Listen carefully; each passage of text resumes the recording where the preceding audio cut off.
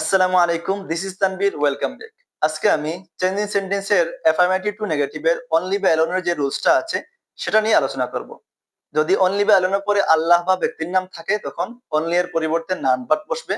যদি অনলি বা অ্যালোনের পরে বস্তুর নাম থাকে তখন অনলি এর পরিবর্তে নাথিং বাট বসবে। আর যদি অনলি বা অ্যালোনের পরে সংখ্যাবাচক কোনো শব্দ থাকে তখন অনলি এর পরিবর্তে নট মোর দেন বা নট লেস দেন বসবে।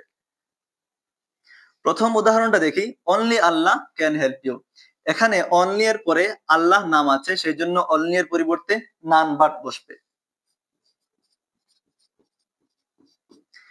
এরপরে আল্লাহ ক্যান হেল্প ইউ, বাকি যা আছে ঠিক সেম ভাবে সব বসে যাবে।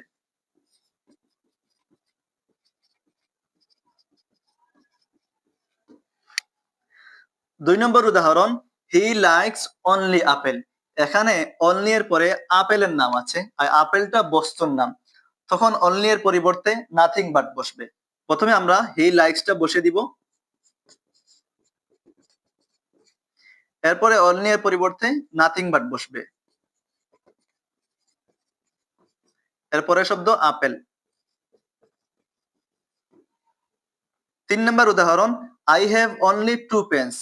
এখানে অনলি এর পরে টু শব্দটা আছে যেটা সংখ্যাবাচক, তাহলে এখানে অনলি এর পরিবর্তে নট মোর দেন অথবা নট লেস দেন বসবে। প্রথমে আমরা আই হ্যাভ বসাবো, এরপরে অনলি এর পরিবর্তে নট মোর দেন, এরপরে টু পেন্স।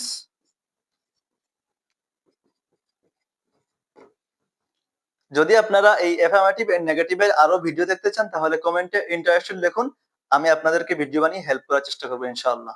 আসসালামু আলাইকুম।